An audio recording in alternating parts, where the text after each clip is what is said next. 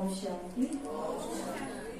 तो आज जिस अव्यक्त मुरली का हम रिविजन कर रहे हैं वो अव्यक्त मुरली है 7 जनवरी 1980 की। तो जैसे कि हम पहले चर्चा कर चुके हैं, 4 जनवरी को बाबा आए 1980 में। देखो 1980 तक भी बाबा कैसे आते हैं, 4 जनवरी को आते हैं और आकर के कहते हैं आने वाली दुनिया कैसे होगी, तो उस दुनिया में लेकर के जाते हैं। फिर बाबा एक दिन का गैप दे करके 2 को आए ना, तो 2 के बाद 3 का गैप दे करके 4 को आए। तो 4 जनवरी 1980 के दिन भी बाबा आए और आकर के बाबा ने क्या बोला कि अगर तुमको वो विश्व का राज्य चाहिए तो पहले क्या बनना है, स्वराज्य अधिकारी बनना है। मन बुद्धि संस्कार, उसके ऊपर कल की पूरी वाणी चली है। और 2 दिन के फिर आगे गैप के बाद 5 और 6 तारीख फिर बाबा आते हैं आज 7 जनवरी 1980 के दिन। और आकर के बाबा उसी बात को आगे लेकर के जाते हैं कि ठीक है, तुम सत्युग में भी चले जाओगे, वो दुनिया इतनी अच्छी है, तुम स्वराज्य अधिकारी भी बन रहे हो, तो पक्का ही है कि उस दुनिया में जाओगे। परंतु आज की मुरली के अंदर बाबा ने दोनों का वर्सेस, जैसे होता है ना इंडिया वर्सेस पाकिस्तान मैच, कि इसके बनाम में ये खड़े हैं, इसके कंपटीशन में ये खड़े हैं। तो आज बाबा ने भी बनाम लगाया है संगम युगी वर्सेस सतयुगी बादशाही।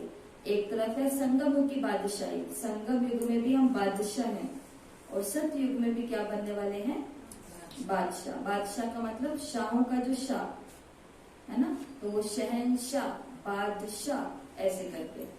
तो संगम युग पर है हम बेगमपुर के बादशाह। तो बाबा कौन सी सभा देख रहे हैं, बेगमपुर के बादशाहों की सभा देख रहे हैं। संगम युग है ही बेगमपुर, संगम युगी सर्व ब्राह्मण बेगमपुर के बादशाह हैं। सतयुगी बादशाही इस संगम युग की बेगमपुर की बादशाही के आगे कुछ भी नहीं है। आगे का महावाक्य सुनना बाबा का, कि वर्तमान समय की प्राप्ति का नशा सतयुग की बादशाही से पदम गुना श्रेष्ठ है। तो वर्तमान समय की जो प्राप्तियां हैं और जो खुशी है, सतयुग की प्राप्ति और खुशी से बहुत श्रेष्ठ है। तो ऐसी बाबा ने खुद ही ये 18 बातें बताई है और 18 बातों के अंदर बाबा ने अंतर बताया है। ये ऐसा एक चार्ट आपके लिए तैयार करके रख दिया, घर जाके यही आपका पहला होमवर्क है कि 18 ये बातें लिखनी है जो बाबा ने बताई हैं। फिर उसके आगे एक तरफ सतयुग और एक तरफ संगम युग। तो सतयुग में जगेंगे कैसे, कौन हमें जगाएगा, तो मुरली के अंदर बाबा ने बोला सतयुग के अंदर बताया ना कि आने वाली दुनिया कैसी होगी। तो सतयुग के अंदर पंछी जगाएंगे, अलग अलग सांस करके, अलग अलग आवाजें निकाल करके। और संगम युग में हमें कौन जगाता है, स्वयं प्रकृति का मालिक भगवान तुम्हें जगा रहे हैं। स्वयं प्रकृति का मालिक भगवान तुम्हें जगा रहे हैं। तो ये है पहला अंतर कि सत्ययुग में कौन जगाएगा, प्रकृति जगाएगी, और संगम युग में अमृत वेले कौन जगाता है, प्रकृति का मालिक जगाता है। दोनों में से एक चीज तो चलाओ। तो अभी कौन जगाता है, प्रकृति का मालिक स्वयं भगवान जगाते हैं। फिर आगे है साज। साज, वहां के साज कैसे होते हैं, मधुर होते हैं। वहां के साज बहुत मधुर है, चाहे वो वाद्य के साज है, चाहे वो पंछियों के, पेड़ के पत्तों के, किसी के भी साज है, वो बहुत मधुर है। और यहाँ कौन से साज हमें मिलते हैं, रोज बाप कहते हैं मीठे बच्चे कह करके बुलाते हैं। बच्चे, मीठे बच्चे, बच्चे प्यारे बच्चे, बच्चे सिकिलधे बच्चे। वहां पर साज कैसे होंगे, बहुत मधुर होंगे, बहुत ही आनंद होगा। लेकिन यहाँ पर किसका साज है, स्वयं भगवान सुबह सुबह बोलता है वाणी के अंदर, बच्चे मेरे मीठे बच्चे, बच्चे मेरे प्यारे बच्चे। ये नेचुरल साज, ईश्वरीय साज सतयुगी प्रकृति के साज से कितने महान हैं। तो ऐसा अनुभव करते हो ना। फिर आगे है फल।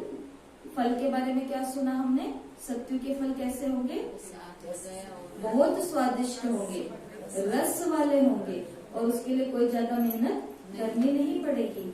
बाबा ने कहा कि वहां सतो प्रधान अति स्वादिष्ट रस वाले वृक्ष के फल खाएंगे, और यहाँ वृक्षपति द्वारा, निराकार वृक्षपति द्वारा सर्व संबंधों के रस, सर्व प्राप्ति संपन्न प्रत्यक्ष फल खाते हो।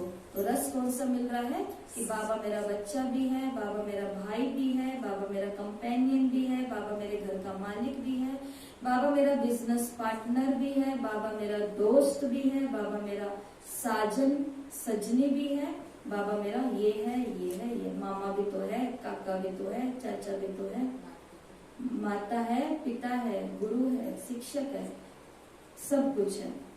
तो बाबा ने कहा वहां तुम फल खाओगे जो बहुत स्वादिष्ट होंगे, बहुत रस वाले होंगे, और जो वृक्षों के ऊपर लगेंगे वो वाले फल खाओगे। और यहाँ वृक्षपति के द्वारा सभी संबंधों का रस मिलता है, और फल कौन सा मिलता है? सभी प्राप्ति संपन्न फल खाते हो, प्रत्यक्ष फल। फिर गोल्डन एज और डायमंड एज का फल कौन सा है? तो गोल्डन एज का फल है, गोल्डन एज का फल है जो पेड़ों पर लगेगा, वो होगा सत्युग का फल। और संगम युग का डायमंड एज का फल कौन सा है? संगम पर जो भी बाबा से हमें प्राप्तियां हो रही है, ये हमारे लिए प्रत्यक्ष फल है। जैसे प्राप्तियां क्या होती है संगम पर? हमें पढ़ाई, ये बहुत बड़ी प्राप्ति है। ऊपर से ऐसी बुद्धि जो इस पढ़ाई को समझ पा रही है। सेवा, और सेवा के उपरांत खुशी, और खुशी से हैप्पी हार्मोन्स जनरेट होते हैं। और डॉक्टर्स कहते हैं हैप्पी हार्मोन होंगे तो बीमारियां कम होंगी, तो हमारी तो ऑटोमेटिक, इसलिए योगी निरोगी बनता जाता है। तो ये वाला फल होगा, ठीक है जी।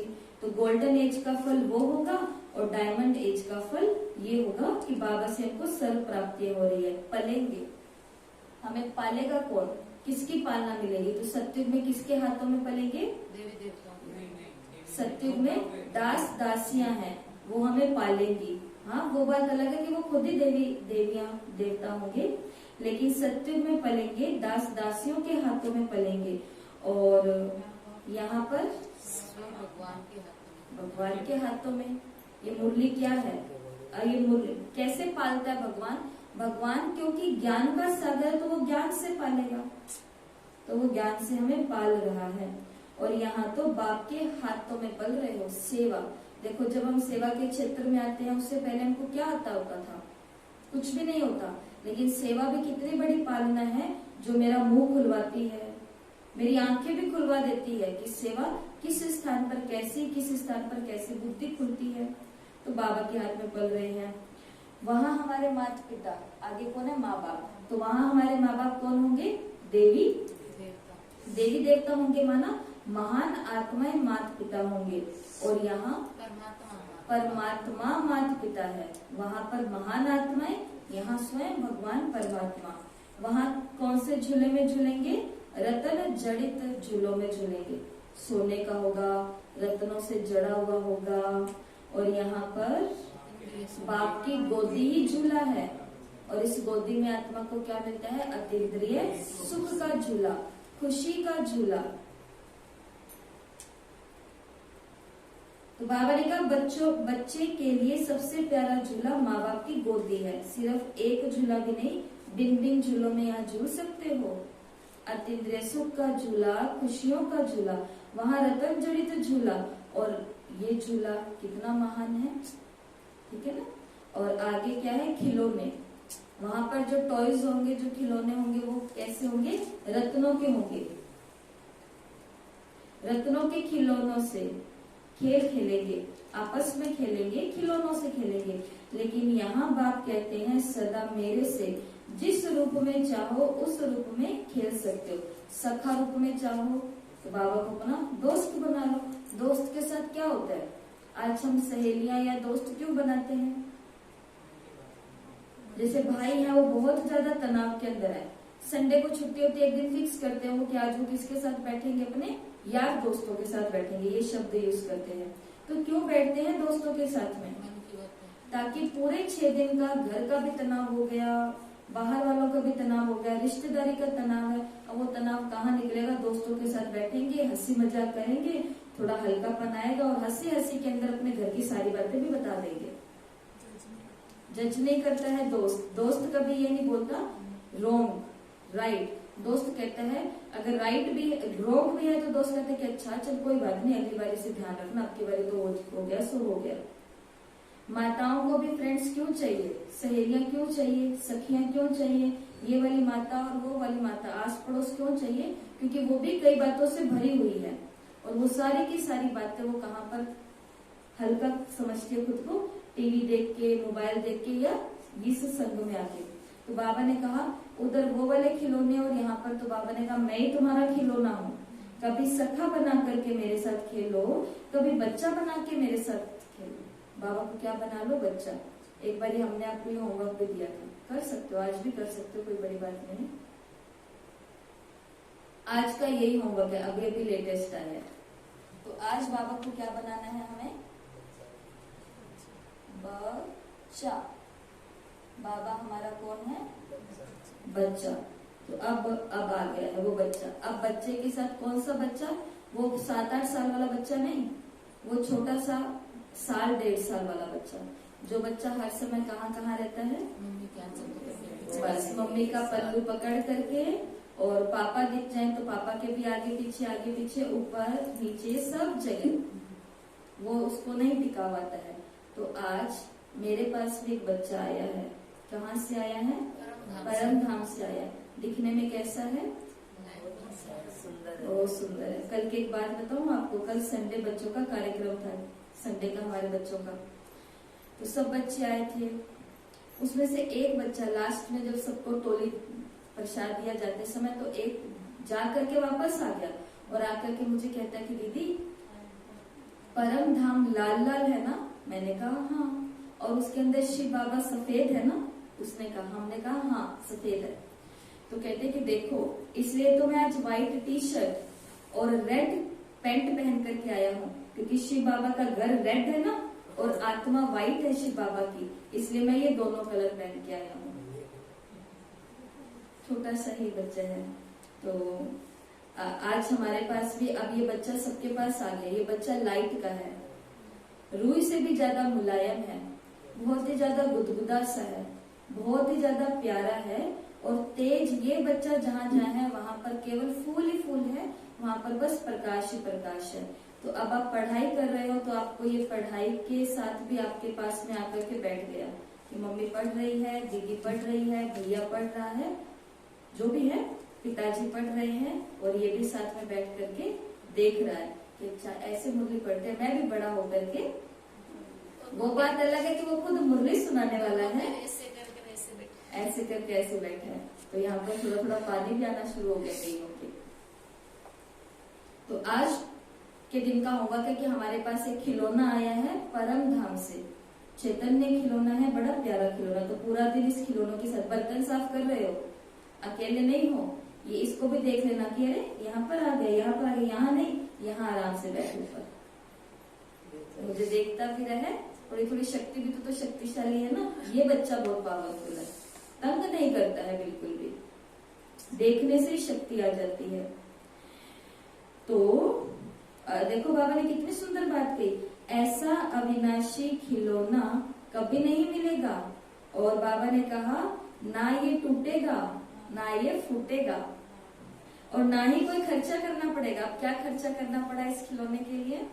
कोई खर्चा नहीं है। तो सतयुग का खिलौना और संगम युग का खिलौना। आगे क्या है यहाँ पर? गदेला, नींद की बात हो रही है।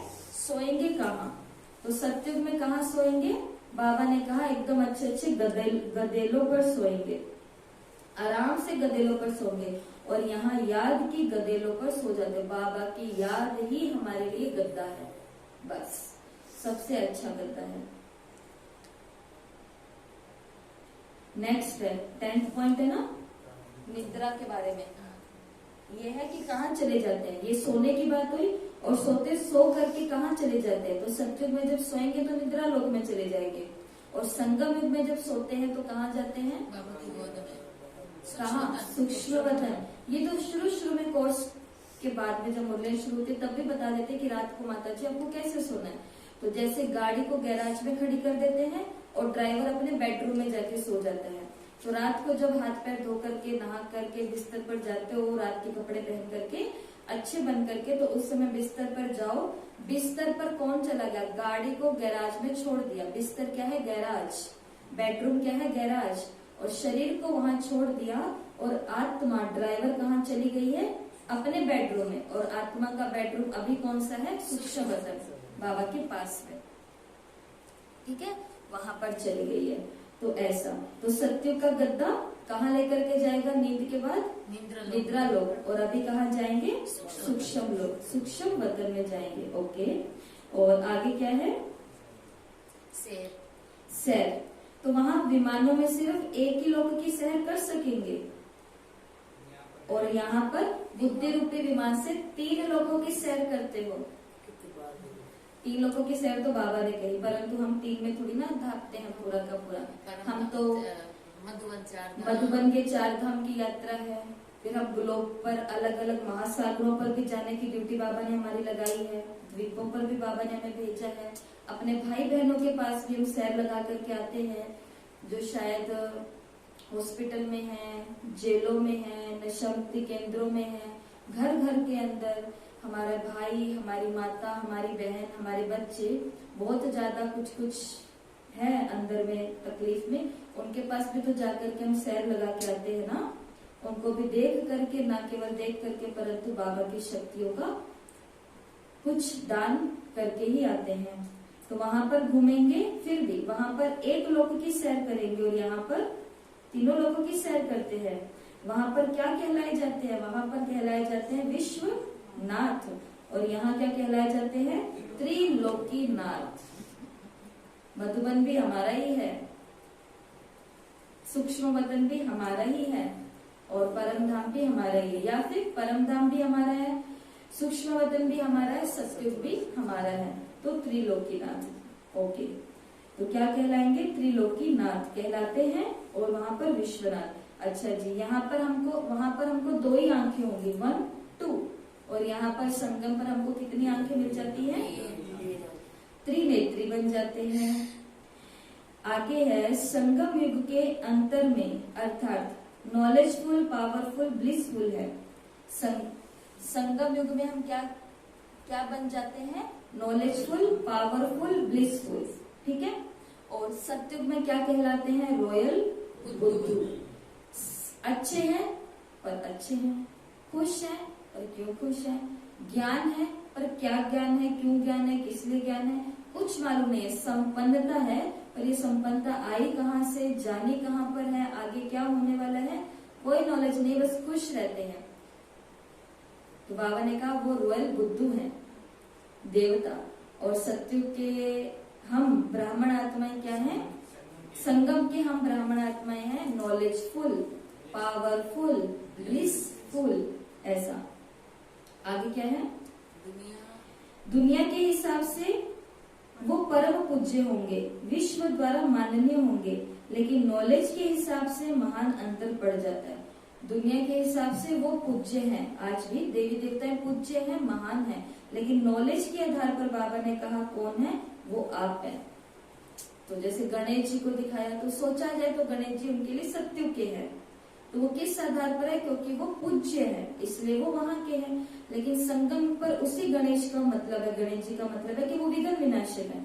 तो किस आधार पर? नॉलेज के आधार पर महान बनते, वहां दुनिया के हिसाब से महान कहलाए जाते। ओके, अगला है GM और GN, good morning good night. वहां पर गुड मॉर्निंग गुड नाइट किसको करेंगे? महान आत्माओं को करेंगे। और यहाँ गुड मॉर्निंग गुड नाइट किसको करते हैं? हरि माता जी गुड मॉर्निंग किसको करते हो सुबह सुबह उठते ही? बाबा मेरा आया है, बाबा नमस्ते, गुड मॉर्निंग, बाबा शुक्रिया, वाह मेरा बाबा, वाह मेरा बिंदु, आप बिंदु, मैं बिंदु, बाबा ज्योति, मैं ज्योति, वाह मेरा बाबा, मेरा सब कुछ बाबा।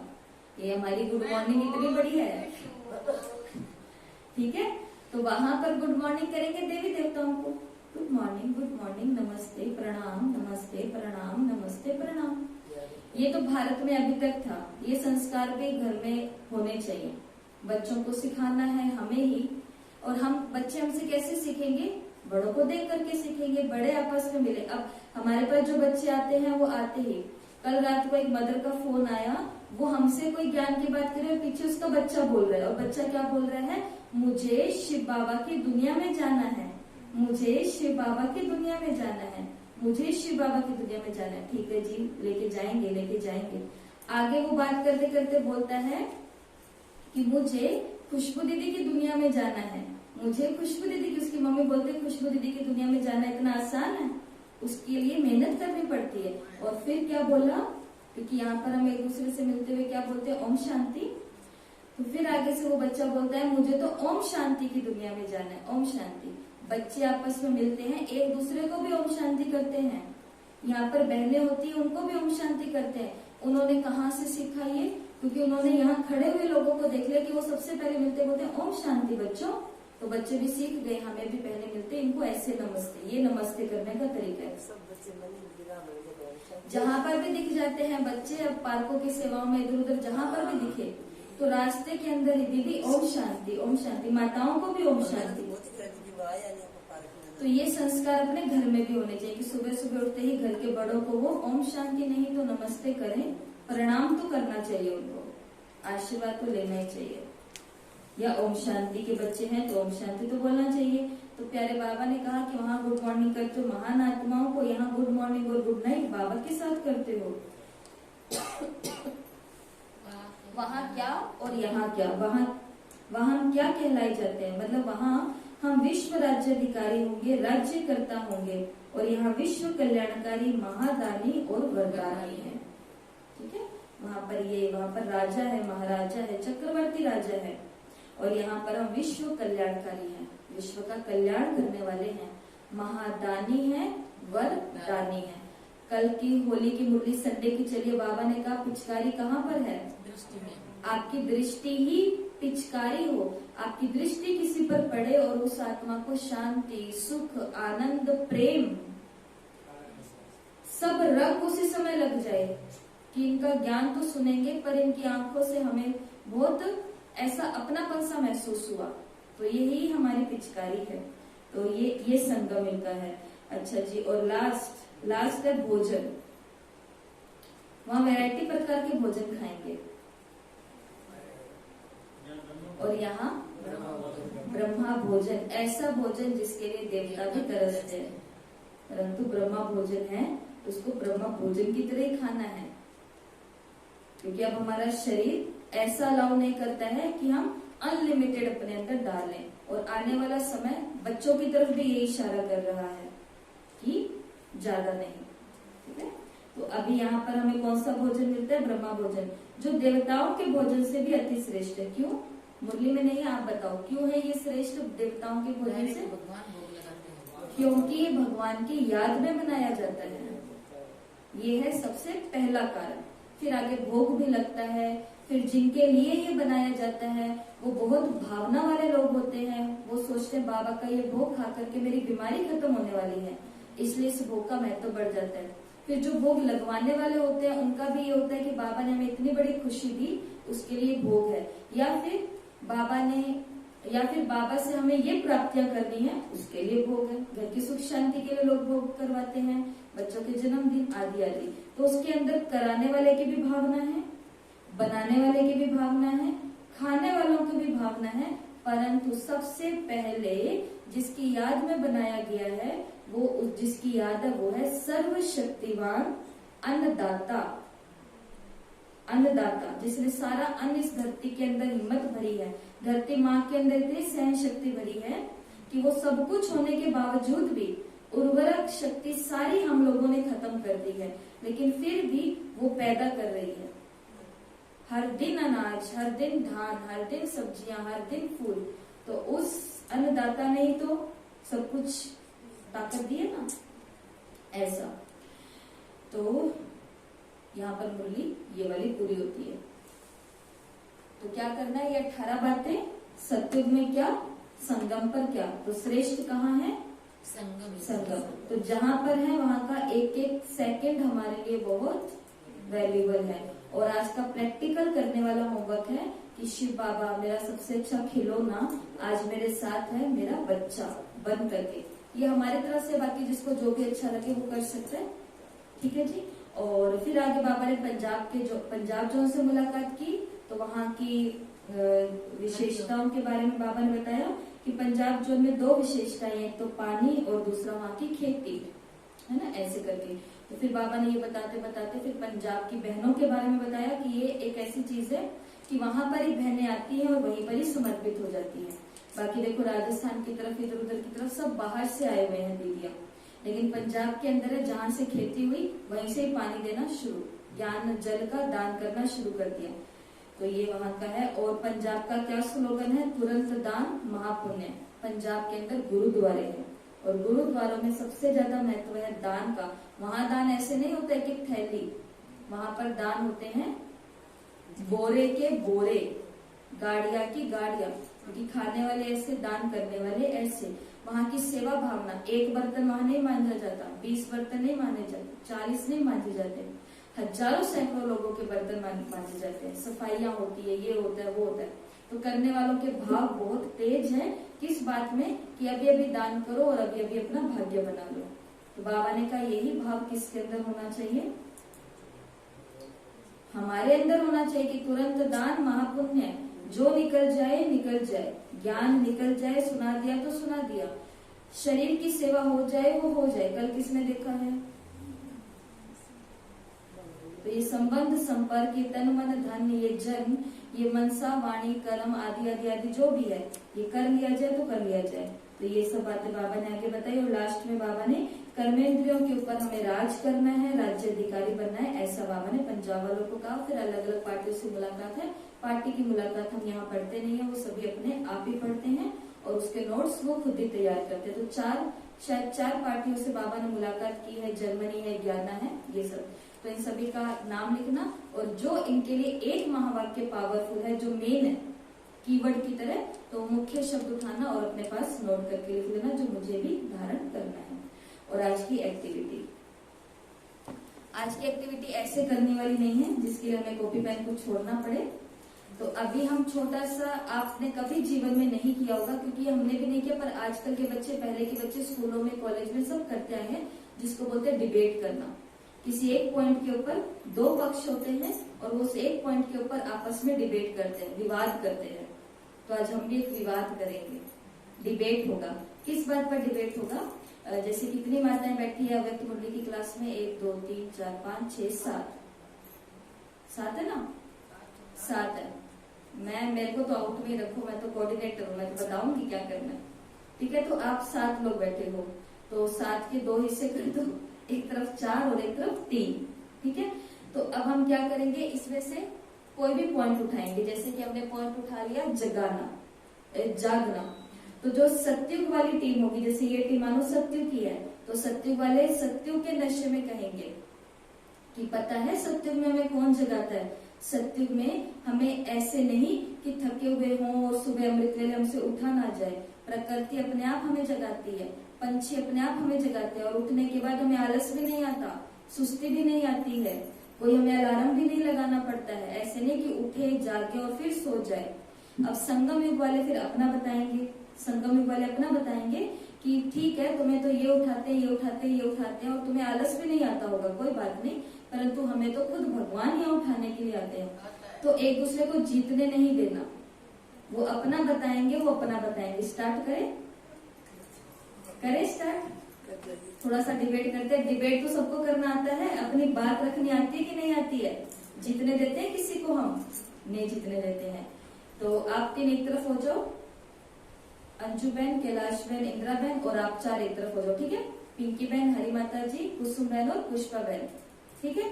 चलो जी, तो अब आपका टॉपिक मैं दूं टॉपिक, ठीक है।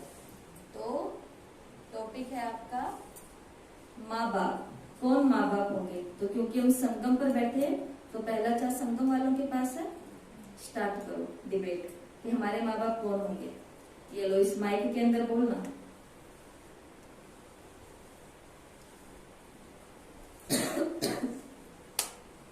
हमारे माँ बाप स्टार्ट। हमारे माँ बाप शिव बाबा हमारे माँ बाप सत्युग में महान आत्माएं होएगी। पहले उनको बोलने दो, हाँ साथ साथ में बोलते हो। माँ बाप, शिव बाबा और माता। एक ही जना बोलो, एक ही जना बोलो सबकी तरफ से। हाँ बस होगी डिबेट खत्म। इतनी हमारा माँ बाप शिव बाबा है, हमारे माँ बाप महान आत्माएं हैं। ऐसे नहीं, इसको थोड़ा और खींचो। उनको बोलो कि अच्छा महान आत्मा तुम्हारे माँ बाप है, महान आत्मा तो फिर भी इस धरती पर है ना, जन्म लिए है, गए हैं। माता पिता तो सिर्फ आपके माता पिता है, मेरे माता पिता तो सब पूरे जगत के माता पिता। जगत के माता पिता, आपके माता पिता आप बोल भी सकते हो, तो बिंदु है। हमारे तो बोलने वाली बात ही नहीं है। ऐसे उड़न खटोले, ऐसे व्यंजन ऐसे लेके आएंगे। हमारे माता पिता तो कल्प में एक ही रहते हैं, आपके माता पिता तो चेंज होते हैं। Very good. हमारे चेंज होती है, पर हमारे माता पिता को अभी तक याद रख रही है 500 लोगों को। आपके माता पिता थोड़े समय के लिए, हमारे तो पूरे 25 साल तक रहेंगे। 25 साल तक। ऐसे आपके माता पिता जो भक्तों को दे रहे हैं, वो आज तो हमारे माता पिता से। Very good. अरे हम जितनी कमाई की है यहाँ करके मगर आपके माता पिता मददगार के हम ही बनते होंगे। हम बनते हैं। हमारे माता पिता की मददगार हम संगम पे बनते हैं, तभी आगे जाकर के आपके माता पिता बनते हैं। तो यहाँ पर जीत होती है, नहीं यहाँ पर जीत होती है। तो ये है पिंकी बहन की, ये है संगम की टीम, और ये है सतयुग की टीम। तो सतयुग अभी कौन जीता? संगम ने अपने पास है, संगम को मिला 1 नंबर, सतयुग को मिला 0 ही मिलेगा। तो जो जीत गया उसको 1 मिलेगा। तो सही ठीक है, अब सतयुग को दे दो माइक। अब आप बताओ इस बारे में, भोजन के बारे में जरा बताओ। वहाँ भोजन 36 प्रकार का होएगा, सत्व प्रधान होएगा, बनाना नहीं पड़ेगा, ऑटोमेटिक ही मिलेगा। मेरे को नहीं, अपने उनको बोलो कॉम्पिटिटर को। 36 प्रकार ये ले का लो, भोजन होएगा। एक ये ले लो।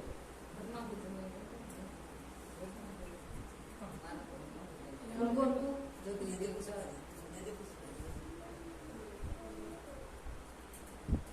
हमारा तो भोजन होगा जिसके लिए देवी देवता तरसते हैं। अच्छा, ब्रह्म भोजन में क्या क्या कितने आइटम बनाओगे आप? वैरायटी कितनी बनाओगे? 36 प्रकार की। 36 प्रकार, नाम बताओ। अरे हमारे तो अनगिनत करोड़ों में बचाओगे कैसे? यहाँ नहीं बचेगा। 36 प्रकार के से बड़ी है। सत्य में बचा लेंगे। स्वयं भगवान भोग लगाते हैं ब्रह्म भोजन को। आप जो बनाते हो तो आप परिवार के लोग भगवान के सिगिलते बनाते हैं वहाँ पर। भगवान की चुनी हुई आत्मा होती है, सिलेक्ट आत्मा बना होती है। बनाया मिलता है हमारे को, तो ऐसे थोड़ा ऐसे इतना पावरफुल भगवान की चुनी हुई आत्मा है, सबको बनाता है। हमारे को तो बनाना भी नहीं पड़ता। नहीं, आप कहाँ चले गए? आप इधर हो, इनकी टीम में। आप संगम पर हो।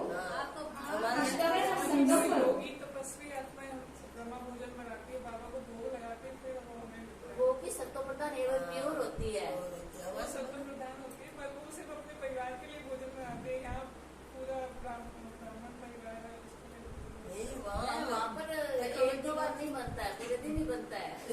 वहाँ ऑटोमेटिक बना बनाया इधर सब मिलके खाते हैं एक ही थाली में। वहाँ सब हम मिलके वहाँ सिर्फ परिवार के लिए बनता है। आपके बच्चे हो सकता है याद में ना खाए, और हो नहीं, सकता है भोजन के बारे में बताओ, भोजन क्या क्या होता है? ये तो आप बता रहे हो, कौन बनाता है, कैसा होता है? भोजन वहाँ सत्व प्रधान होता है। भोजन बिना मसालों वाला होता है, बिना तेल वाला होता है। यहाँ पर क्या आपके तेल भी होता है, मसाले भी होते हैं, तलवे खाते हैं, तली फली चीज हम नहीं। हमारा भोजन तो मोटे नहीं होते, हमारे हल्के भोजन होते हैं। ऑटोमेटिक बना बनाया जैसे थोड़ा अगर तला हुआ भी खाता है तो वो भी शरीर को लग जाता है। नहीं लगता है, भारी हो जाते हो आप। हमारे को कोई आजमना वगैरह नहीं लेना पड़ता। हाँ, हमें बचाने के लिए कुछ नहीं देना पड़ता है हमारे को, हींग वगैरह कुछ नहीं। वहाँ मेहनत नहीं बिल्कुल भी। बीमारी नहीं होती, बीमारी लगती है। आप नहीं कर रहे। अच्छा आप नहीं। वहाँ बीमारी नहीं होती है। कोई भी भोजन तो तो चेस चलो नहीं करना। यहाँ पर हाँ, दुख की दुनिया में हमें सुख की अनुभूति होती है कि भी बाबा की भोजन से ही शक्ति आती है, ब्रह्मा भोजन से। अरे हम तो ऑटोमेटिक सुखी होते हैं, वो दुखी ऑटोमेटिक शक्तिशाली रहते हैं। किसी मात्र ये अनुभव ही नहीं कभी होता डाउन ही नहीं होते। वहाँ सुख यहाँ के जो यहाँ कभी डाउन ही नहीं होते। वहाँ तो होता ही नहीं, आप दुख समझते नहीं है क्या दुख है, दुख के बारे में हाँ, तो मैं दवाइयाँ खानी होती हैं। हाँ। हाँ, दवाइयाँ नहीं खानी होती। तो यहाँ पे योग करते हैं, तभी तो वहाँ दवाइयाँ छूटती है आपकी। रंग बिरंगी टॉफी है, रंग बिरंगी टॉफियाँ बाबा ने खाया। बड़े फिर भी खर्चा लगता है, टॉफियाँ तो खाते हो, वो तो बाबा ने युक्ति बता दी कि मतलब आप ऐसे करके खाओ ताकि आपको थोड़ा सा फीलिंग ना होए कि भाई हमारे पैसे भी लग रहे हैं, बीमार, अब डॉक्टर के पास हमारे वहाँ पैसे कुछ तो होएगा हमारे है नहीं। ही नहीं, पैसे तो बाबा दे रहे हैं। अरे हमारे को जरूरत ही नहीं। भोजन पर आ जाओ, भोजन पर। यहाँ पे भी वैरायटी भोजन मिलता हमें है, वहाँ देखा हुआ ही जगह नहीं जगह था। बुलाएंगे, दिन में कभी कोई रास करने जाएंगे, वहाँ भोजन की अपने आप व्यवस्था होगी। और कई हमारे अपने फैमिली वाले बुलाएंगे, और कहीं हम उनको बुलाएंगे, हमारा काम ही है, और ड्रेस बदलते रहेंगे भोजन। ड्रेस बदलते रहेंगे, भोजन करते रहेंगे। तो यहाँ पर सत्यु की टीम को मिलता है 1 नंबर, संगम को मिलता है 0 नंबर। ये जीत गए अपनी बातों में। नेक्स्ट पॉइंट एक और चलेगा, तीसरा पॉइंट लेंगे हम। नेत्र, 2 नेत्र वाले आपको, 3 नेत्र वाले आपको। तो संगम से स्टार्ट करेंगे। बाबा ने हमें त्रिनेत्री बनाया कि अभी जो कर्म करेंगे उसका फल आगे जाके मिलेगा। अरे हमारा हमें कर्म जो है वो श्रेष्ठ है। एंड इनको दो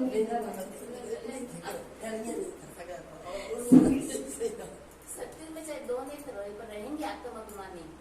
अरे वो जो तीसरा नेत्र ऑटोमेटिक काम ऑटोमेटिक करेगा। हमारा तीसरा नेत्र जगा हुआ है, तीसरे नेत्र में रहते हैं, वहाँ खुला है नेत्र हमारा। क्या हमारे को दिखाना है, आपको बंद करनी पड़ती है।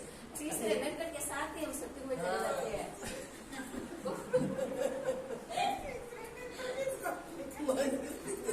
हाँ बोलो बोलो। संगम पर हम तीसरा नेत्र जगाने की मेहनत करते हैं, हाँ। तभी तो वहाँ ऑटोमेटिक हाँ, वहाँ इतनी मेहनत की है कि जागती ज्योत ही रहते हैं, वहाँ मेहनत में जागती ज्योत। तो नेत्र इस समय तो ना हमें तीसरा ऐसे किसी ने दिया। तीसरा नेत्र हमें शिव बाबा ने दिया इस समय। आपने वहाँ पे शिव जाके बाबा दिया, हमारे दोनों ने हमें भी शिव बाबा ने तीसरे नेत्र से काम किया।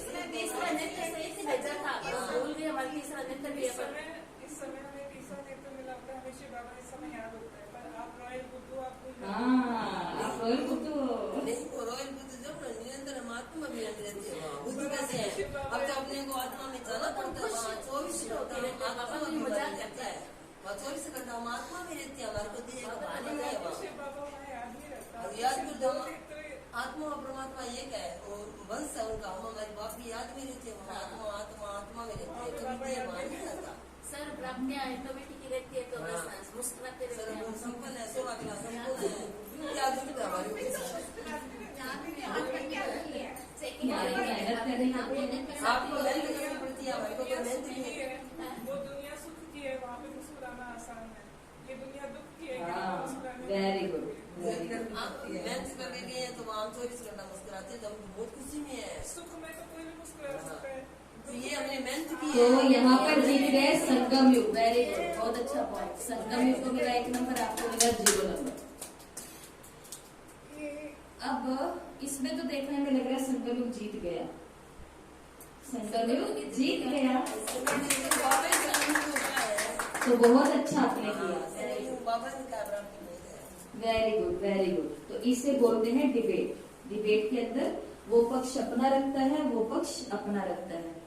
और आपने बहुत सही बताया एक दूसरे के विषय में, सत्युग और संगम के विषय में सारे पॉइंट क्लियर हो गए एकदम, कि वहाँ ये है, यहाँ ये है, वहाँ ये है, ये है। और लास्ट में सार यही निकलता है कि महान वो भी है स्थान, महान ये भी है स्थान। बस कमी एक बहुत बड़ी ये रह जाएगी कि यहाँ जो हमें मिला है वो वहाँ 2 युगों तक हमें बिल्कुल भी नजदीक दिखने वाला नहीं है। हम इतने बड़े बुद्धू होंगे कि जिससे हमें सब कुछ मिला है उसको हम थैंक्स कर सके। अभी तो संगम पर हमें बाबा से तो छोटी सी सेवा मिलती है, उतने में कहते थैंक यू बाबा, मेरे को ये सेवा मिली। थोड़ा सा कुछ प्राप्ति होती है, थैंक यू बाबा मुझे प्राप्ति, थोड़ा सा होमवर्क किया, थैंक यू बाबा, खाना खाया, थैंक यू बाबा, घर वाले आए, थैंक यू बाबा, घर पे कुछ नई चीज आई, थैंक यू बाबा, वहाँ पर हमें 56 प्रकार के भोजन, अच्छी गदेलों पर नींद, अच्छे अच्छे खिलौने, अच्छे कपड़े, सब कुछ होगा, लेकिन कमी इसकी होगी कि हम उसको धन्यवाद नहीं कर पाएंगे। फिर 2 युगों के बाद जब द्वापर युग शुरू होगा तब हम अपना धन्यवाद अर्पण करेंगे, बोल करके नहीं, चेतना अर्पण करेंगे हाथों से मंदिर बना बना करके। और वो कलयुग के अंत तक चल रहा है। दान पुण्य जो कर रहे हैं वो आत्मा सिर्फ परमात्मा को थैंक्स कर रही है, लेकिन वो मालूम नहीं है तब अच्छी चीजें भी आज कुछ कुछ बुरी होती जा रही है, बुरे लोग उसका फायदा उठा रहे हैं। इसलिए संगम पर बाबा ने आके बोला कि दान सोच करके करो, नहीं तो ये बातें थी ही नहीं, क्योंकि अब फायदा उठाने का सिस्टम बहुत आ गया। ओके, तो आज का होमवर्क, रुको, आज का होमवर्क क्या है, ये चार्ट सभी को बनाना है, भेद वाला, अंतर वाला। पूरा दिन बाबा के साथ बच्चा बन के रहना है और अपने संगम की श्रेष्ठ स्थिति में रहना है कि भाई सत्युग श्रेष्ठ है, या भोजन को इसको उसको सब कुछ देखते हुए हर चीज को वाह वाह करते जा रहा है। संगम का सब कुछ वहाँ वहाँ है। और बाबा ने इस मुरली में बोला एक एक सेकेंड बहुत कीमती है। आज की साकार मुरली में, तो साकार मुरली का पॉइंट इस अव्यक्त मुरली पर सेट कर देना कि एक एक सेकेंड क्यों इतना कीमती है। ये दिन वापस नहीं आएंगे, ये अमृत वेला बाबा नहीं उठाने वाला, झूले में बाबा नहीं झूलाने वाला, खिलौना बाबा खुद नहीं बनने वाला, ब्रह्मा भोजन भी नहीं मिलने वाला। ये विमान, 3 लोगों की सैर, बुद्धि का विमान, ये जो 18 चीजें हैं ये कुछ नहीं होंगी संगम पर। रूप बड़ा होगा, सुंदर होगा, रत्न जड़ित होगा, परंतु वो नहीं होगा जो संगम पर है, क्योंकि जो करता धरता है वही गायब है, विश्राम पे बैठ गया वो। ठीक है, इसलिए संगम का पूरा फायदा उठाए। ओम शांति।